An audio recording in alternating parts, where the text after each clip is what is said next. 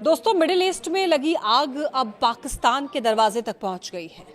Iran ने Saudi अरब में मौजूद अमेरिकी ठिकानों पर मिसाइलें क्या दागी, इस्लामाबाद की नींद उड़ गई है। सवाल सिर्फ ये नहीं कि हमला किसने किया, सवाल ये कि क्या पाकिस्तान को मजबूरन इस जंग में कूदना पड़ेगा। क्या सऊदी अरब और पाकिस्तान के बीच हुआ वो गुप्त समझौता अब एक्टिव हो गया है, जिसके तहत एक पर हमला दोनों पर हमला माना जाता है। देखिए, आज की वीडियो में हम इसी उलझी हुई गुत्थी को सुलझाएंगे और ये जानेंगे कि पाकिस्तान के लिए आगे कुआं और पीछे खाई वाली नौबत क्यों आ गई है। नमस्कार, मेरा नाम है लक्ष्मी। देखिए, कहानी शुरू होती है सितंबर 2025 से। पाकिस्तान के प्रधानमंत्री शहबाज शरीफ सऊदी अरब के दौरे पर थे। यहाँ पर एक बहुत बड़ा रक्षा समझौता यानी कि डिफेंस डील हुआ और इस डील की सबसे बड़ी और खतरनाक शर्त ये थी कि अगर किसी ने भी सऊदी अरब पर हमला किया तो पाकिस्तान उसे अपने ऊपर हमला मानेगा और ठीक ऐसा ही सऊदी अरब भी पाकिस्तान के लिए करेगा। अब जब ईरान ने सऊदी की धरती पर मौजूद अमेरिकी बेस को निशाना बनाया तो तकनीकी रूप से ये सऊदी पर हमला है। अब इसी को लेकर पूरी दुनिया में चर्चा शुरू हो गई है कि क्या पाकिस्तान अपनी फौज सऊदी भेजेगा, क्या पाकिस्तान ईरान के खिलाफ मोर्चा खोल देगा।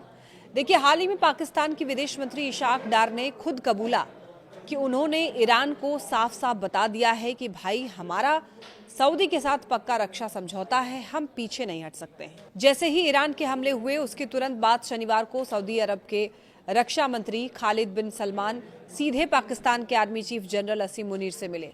सोशल मीडिया पर इस मुलाकात की चर्चा जोरों पर है। सऊदी मंत्री ने खुद बताया कि उन्होंने इस मीटिंग में डिफेंस एग्रीमेंट और ईरानी हमलों पर बात की है।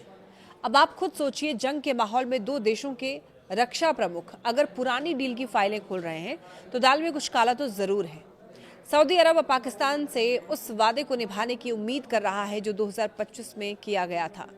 अब आप सोच रहे हैं होंगे कि पाकिस्तान इस लफड़े में पड़ क्यों रहा है, तो जवाब है पैसा। देखिए, पाकिस्तान की डूबती अर्थव्यवस्था के लिए सऊदी अरब ऑक्सीजन जैसा है। करीब 40 लाख पाकिस्तानी सऊदी में काम करते हैं और हर साल अरबों डॉलर घर भेजते हैं। सऊदी अरब पाकिस्तान को उधार में तेल देता है और जब भी पाकिस्तान दिवालिया होने की कगार पर होता है, सऊदी ही उसे अरबों डॉलर का कर्ज देकर बचाता है। तो सीधी बात यह है कि अगर पाकिस्तान ने सऊदी का साथ नहीं दिया तो उसका घर चलना मुश्किल हो जाएगा। लेकिन सिक्का पलटते ही दूसरी मुसीबत सामने आ जाती है। पाकिस्तान के लिए ईरान सिर्फ एक पड़ोसी नहीं है। पाकिस्तान की करीब 15 से 20% आबादी शिया मुस्लिम है, जिनका ईरान के साथ गहरा धार्मिक रिश्ता है। तो अगर पाकिस्तान की फौज ईरान के खिलाफ कोई भी कदम उठाती है तो पाकिस्तान के अंदर ही सिविल वॉर यानी कि गृह युद्ध जैसा हालात बन सकते हैं।